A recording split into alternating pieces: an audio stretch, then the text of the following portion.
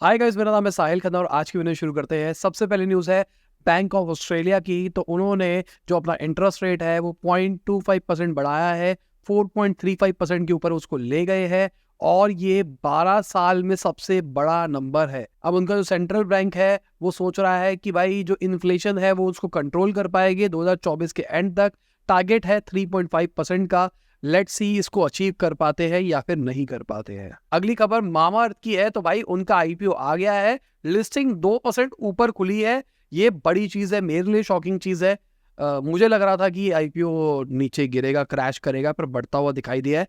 पर मैं कहूंगा कि एक बार पूरा हफ्ता देखते हैं, उसके बाद देखते हैं कि एक्चुअल परफॉर्मेंस कैसी रहती है, कैसी नहीं रहती है। और मैं कुछ टाइम के बाद भी वेट करूंगा, एटलीस्ट एक साल के बाद भी हम देखेंगे जब बहुत सारे इन्वेस्टर्स बेच के निकल देंगे। देखते हैं क्या होता है क्या नहीं होता। अगर मैं दीपेंद्र गोयल की बात करके चलूं, जो जोमैटो के फाउंडर है, उन्होंने 33,000 शेयर्स ओन करे हैं इस आईपीओ के अंदर। उन्होंने 3 लाख से ज्यादा शेयर्स के लिए अप्लाई किया था और उनको अलॉटमेंट के अंदर 33,422 शेयर्स निकले हैं। पर अश्नीर ग्रोवर इस लिस्ट के अंदर कहीं पे भी नहीं है, ना उसके अंदर जिसको मिला है ना उसके अंदर जिसको नहीं मिला है। उन्होंने तो बोला था भाई मैंने मामाअर्थ में इन्वेस्ट कर दिया है, पर तो दिखाई नहीं दे रहे हैं। अब ये भी हो सकता है कि वो जो इन्वेस्टमेंट कर रहे हैं वो किसी कंपनी के थ्रू कर रहे हो, मतलब खुद ना डायरेक्टली कर रहे हो। अगली खबर शीन की है। तो वो भी अपना आईपीओ निकाल रहा है यूएस के अंदर। $90 बिलियन की यहाँ पे वैल्यूएशन की बात चल रही है। और अगर हम बात करके चले 2022 के अंदर कंपनी की जो वर्थ थी वो 100 बिलियन से ज्यादा थी। H&M और जारा को अगर मिला भी देना उससे ज्यादा इनकी वैल्यूएशन थी। तो लेट्स सी फ्यूचर कैसा रहता है शीन का। इंडिया के अंदर तो ठीक चल रहा था कि इस जमाने में। क्या आप एडवांस डिजिटल मार्केटिंग सीखना चाहते हैं उससे जो कि actual digital marketing agency run कर रहा है, जिसने मिलियंस ऑफ डॉलर्स की कैंपेन हैंडल किए? ज्यादा जानने के लिए नीचे लिंक पे क्लिक करें। अगली खबर नायका की है। तो उनका जो Q2 का नेट प्रॉफिट है वो 50% बढ़ता हुआ दिखाई दिया है।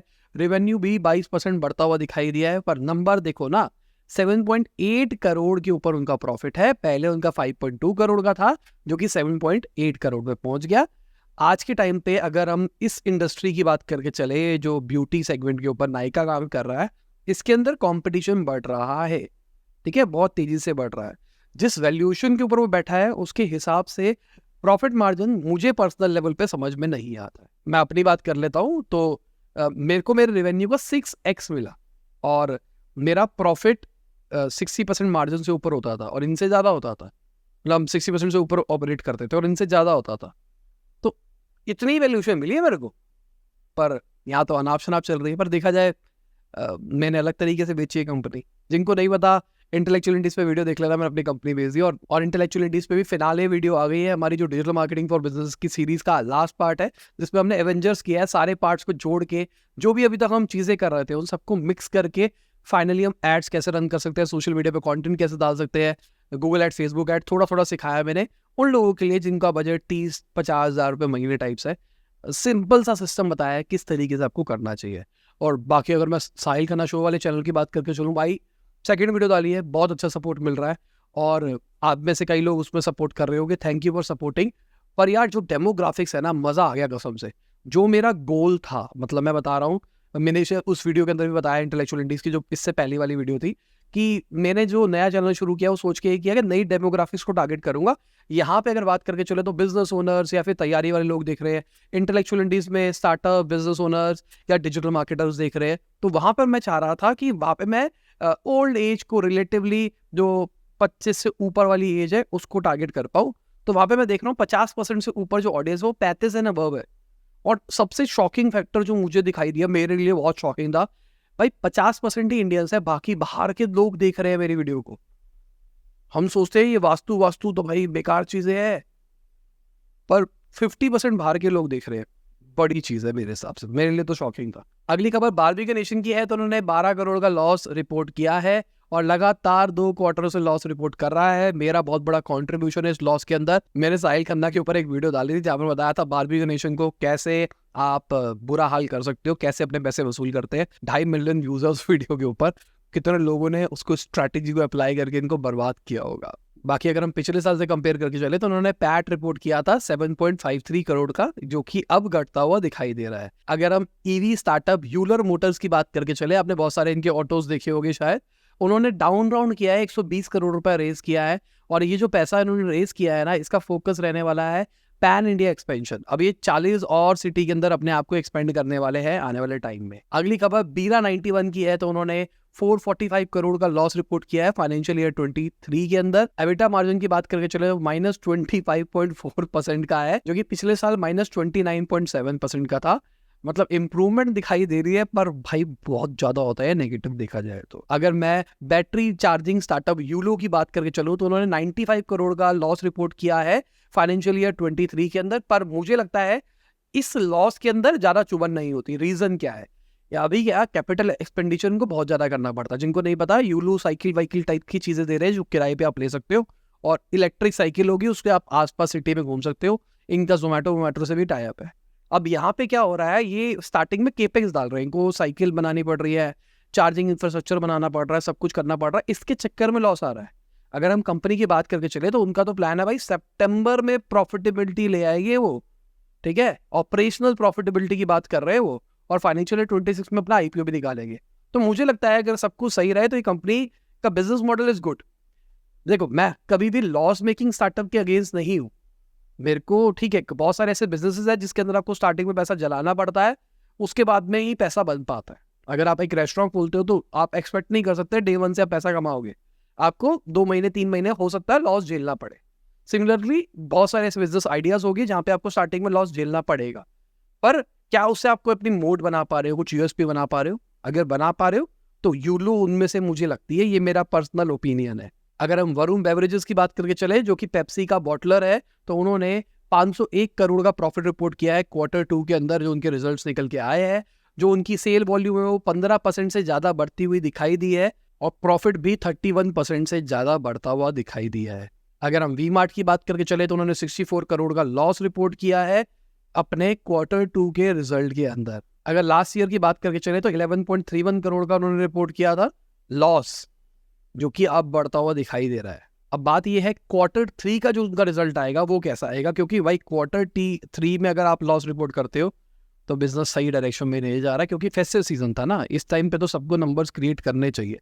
बाकी Amazon फ्लिपकार्ट बहुत बड़ा नंबर लेके गया होगा। अगली खबर हिंदुस्तान पेट्रोलियम की है, तो उन्होंने 5827 करोड़ का प्रॉफिट रिपोर्ट किया है Q2 के अपने रिजल्ट के अंदर। और मजे की बात यह है, लास्ट ईयर उन्होंने सेम क्वार्टर के अंदर ऑलमोस्ट 2475 करोड़ का लॉस किया था। तो यहाँ पे भी समझ में आता है लॉस, क्योंकि भाई उस टाइम पे ऑयल के प्राइसेस बढ़े हुए थे, गवर्नमेंट ने रिस्ट्रिक्शन लगा रखी थी, इससे ऊपर आप प्राइस नहीं बेच सकते, तो कंपनीज को बहुत जगहों पे मतलब लॉस लेना पड़ रहा था। प्लस इन्होंने अपने मार्केटिंग एक्सपेंसेस को घटाया है, तो वहां से भी मार्जिन बढ़ता हुआ दिखाई दे रहा है। अगली खबर सऊदी अरामको की है, तो उनका जो नेट प्रॉफिट है वो 23% घटता हुआ दिखाई दिया है, $32.6 बिलियन के ऊपर पहुंच गया है थर्ड क्वार्टर का जो इनका प्रॉफिट है, जो कि पिछले साल में $42.4 बिलियन हुआ करता था। बहुत बड़ा डिफरेंस है। अगेन उस टाइम पे मार्जिन उन्होंने इसलिए कमाया क्योंकि रेट बढ़े थे। सऊदी अरामको के पास में एक एज था, क्योंकि वो ऑयल प्रोड्यूसिंग कंट्री के अंदर था, इंडिया वहां से खरीद रहा था, इसलिए इंडिया को नुकसान हो रहा था। अगली खबर इन्फो एज की है, तो उनका Q2 का जो नेट प्रॉफिट है वो डबल होता हुआ दिखाई दिया है, 205 करोड़ पे पहुंच गया है। 10 रुपए का उन्होंने डिविडेंड भी डिक्लेयर किया है। रेवेन्यू की बात करके चले तो 4% इंक्रीज आया रेवेन्यू के अंदर, पर उनका कंपनी का जो प्रॉफिट है वो 76% बढ़ता हुआ दिखाई दिया है। इसका जो मेजर रीजन है वो 99 एकड़ से उन्होंने अच्छा खासा रेवेन्यू जनरेट किया है। बाकी मुझे लगता है जब 99 एकड़ आया था तो मुझे उतना पसंद नहीं था, मुझे लगता था भाई इतना नहीं चलेगा, पर उन्होंने जो अभी ट्रांजिशन किया है ना, बहुत सारे जो फीचर्स लेके आया है, बहुत बेटर प्रोडक्ट निकाल रहे हैं। अगली खबर टाटा ग्रुप की है, तो वोल्टास को बेच सकता है। वोल्टास के एसी वेसी बहुत सारे होम अप्लायंसेस आते हैं, उसको बेच सकता है। बाकी टाटा ग्रुप की खबरों पर भरोसा नहीं करना है जब तक वो एग्जीक्यूट नहीं होती है, ये मान के चलो, क्योंकि हमने मतलब मुझे भी 2 साल हो गए ये देखते हुए, टाटा कोई खबर निकालता वो होता ही नहीं है, खबर निकालता है वो होता ही नहीं है। तो हो सकता है ये भी सिर्फ खबर निकली हो, क्योंकि टाटा ने नहीं बोला है ना, ये हवा में खबर निकल के आई, रिपोर्ट्स ने बोला है। अगर हम बात करके चले वोल्टास के रेवेन्यू की, तो $1.2 बिलियन का था लेटेस्ट फाइनेंशियल ईयर के अंदर। सितंबर 30 तक अगर हम बात करके चले, 3.3% रेफ्रिजरेटर का मार्केट शेयर है, 5.4% वॉशिंग मशीन का इनका मार्केट शेयर है। बाकी एसी वेसी ज्यादा चलते हैं, बाकी आजकल एलजी भी अच्छी मार्क खा रहा है, मतलब अच्छा मार्केट लेके बैठा हुआ है। अगली खबर अपग्रेड ने बोला है कि भाई अपस्किलिंग से लोगों को, जो इंडियन प्रोफेशनल्स है, उनको 2.5x ग्रोथ मिली है लास्ट 3 to 5 ईयर के अंदर। मतलब जो लोग नौकरी कर रहे हैं उन्होंने अगर अपना स्किल अपग्रेड किया है तो उसकी वजह से उनको सैलरी हाइक मिली है। अगर हम वुमेन्स की बात करके चले, जो उन्होंने काम करना छोड़ दिया था, अगर उन्होंने कोई कोर्स किया है तो उसकी वजह से उनको बहुत ज़्यादा स्टेबिलिटी मिली है अपने काम धंधे के अंदर, वो रीजॉइन आराम से कर पाई है। साथ में इन्होंने ब्रेकेज भी बताई। 48% जो इंडिविजुअल है वो सेल्फ स्पॉन्सर्ड होते हैं, मतलब अपने खुद के पैसों से लेते हैं। बाकी एम्प्लॉयर स्पॉन्सर्ड है, मतलब कंपनी पैसे देती है ट्रेनिंग के लिए। पर कहानी ये, कंपनी पैसे देती है तो वो कोई स्पेसिफिक इंडस्ट्री ट्रेनिंग देती है या फिर सॉफ्ट स्किल डेवलपमेंट के ऊपर ध्यान देती है। इंडिविजुअल लेवल पे बात करके चले तो 61% टेक्निकल स्किल सीखना पसंद करते हैं, 35% प्रोफेशनल सर्टिफिकेशन की तरफ जाते हैं और 55% ऑनलाइन कोर्सेज की तरफ जाते हैं। अगली खबर, एक एजेंसी का कहना है कि इंडिया के ऊपर सबसे ज्यादा साइबर अटैक होते हैं, सबसे ज्यादा मोस्ट टारगेटेड कंट्री है।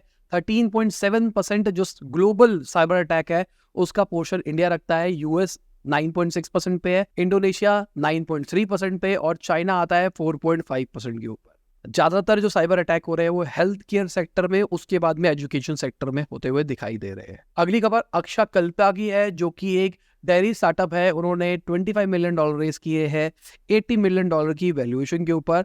ये कंट्री डिलाइट का कॉम्पिटिटर आप कह सकते हो और इन्होंने 12% ग्रोथ रिपोर्ट करी थी फाइनेंशियल ईयर 22 के अंदर। बाकी फंडेड स्टार्टअप होने के बावजूद भी ग्रोथ रेट उतनी ज्यादा नहीं है। पर अंदर की बात यह है कि यहाँ पे ग्रोथ रेट ज्यादा नहीं हो सकती, क्योंकि अगर आप एथिकली प्रोडक्ट बेचना चाहते हो तो आपको गाय चाहिए होगी, और वो भी रेगुलर गाय नहीं, जर्सी गाय नहीं चाहिए, आपको भी स्पेसिफिक गाय चाहिए। उसके लिए आपको लैंड क्रिएट करना है, वो इन्वेंट्री प्रॉब्लम है, कैपिटल प्रॉब्लम है।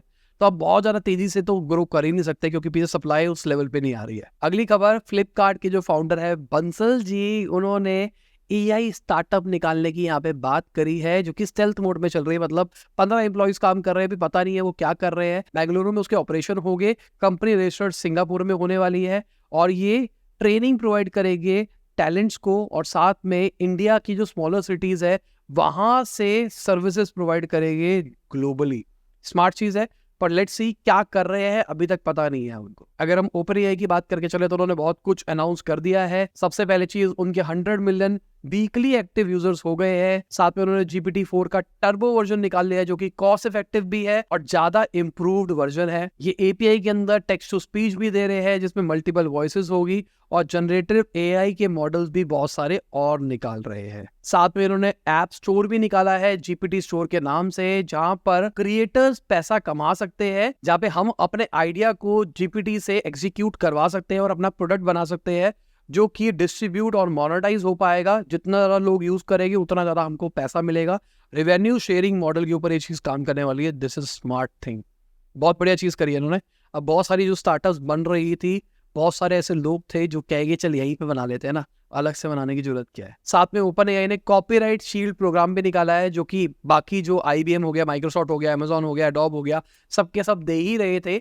इसके अंदर होगा क्या, अगर आप इनका एंटरप्राइज या बिजनेस वर्जन यूज कर रहे हो और कल को आपके ऊपर कोई कॉपीराइट क्लेम आता, तो ये कंपनी देखेगी कि भाई उनकी रिस्पॉन्सिबिलिटी है कि भाई कैसे उसको टैकल करना है। अगली खबर, गवर्नमेंट टेस्ला के अप्रूवल को बहुत जल्दी फास्ट ट्रैक पर ले जाने वाली है। जनवरी 2024 तक इसका अप्रूवल आ जाएगा। हमने कुछ टाइम पहले भी बात करी थी, गवर्नमेंट टैक्स कटिंग की बात कर रही है। जो इंपोर्टेड व्हीकल्स है उसके ऊपर शायद 15% लगेगा, जो ईवी कैटेगरी के अंदर आते हैं। और खाली ये टेस्ला के लिए नहीं किया जा रहा, ये सारी ईवी कंपनीज के लिए है जो कि इंडिया के अंदर फ्यूचर में फैक्ट्री लगाना चाहते हैं और पहले वो इंडियन मार्केट में टेस्ट करना चाहते हैं, तो उनके लिए स्मार्ट चीज है। अगली खबर स्पेसएक्स की है, तो वो $15 बिलियन के सेल्स के ट्रैक के ऊपर चल रहे हैं। स्टारलिंक की वजह से उनको बहुत ज्यादा फायदा होता हुआ दिखाई दे रहा है। अगर इनकी अर्निंग की बात करके चले तो भाई 3 बिलियन से ऊपर इनकी अर्निंग है। 2022 के अंदर स्पेसएक्स की जो वैल्यू थी वो $150 बिलियन की थी, तो भाई अभी पता नहीं कितनी वैल्यूएशन बढ़ जाएगी।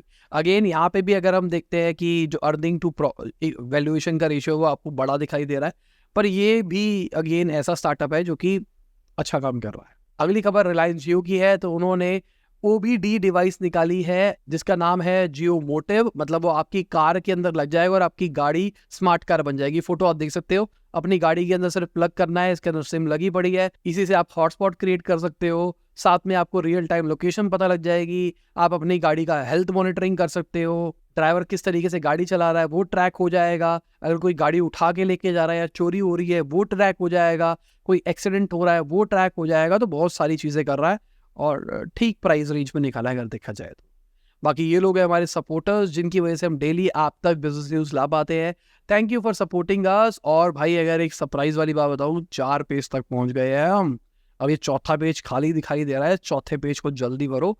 अगर आप भी यहाँ पे आना चाहते हो, मतलब हमको सपोर्ट करना चाहते हो, नीचे ज्वाइन का बटन उसको दबा सकते हो। अगर आप iOS डिवाइस या फिर मैक वैक से यूज़ कर रहे हो तो शायद आपको ज्वाइन का बटन नहीं दिखाई दे रहा होगा।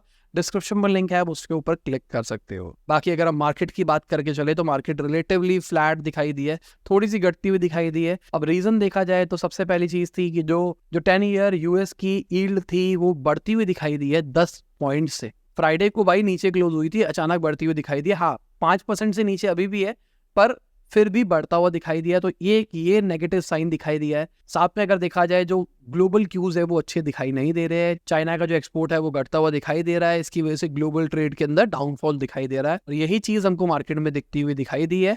अब देखो, निफ्टी नीचे है पर आप कह सकते हो फ्लैट है। अगर हम स्मॉल कैप मिड कैप की भी बात करके चले तो वो भी फ्लैट ही है, थोड़ा सा ऊपर नीचे है पर फ्लैट ही है। बाकी इसी के साथ हमारी आज की बिजनेस न्यूज खत्म होती है। उम्मीद करता हूं आपको मजा होगा। लाइक कर देना, शेयर कर देना, कमेंट बताना वीडियो कैसी लगी। बाय, गुड नाइट, शुभ, गुड ऑफिस, गुड मॉर्निंग, जब भी आप वीडियो देख रहे हैं। जय हिंद, वंदे मातरम।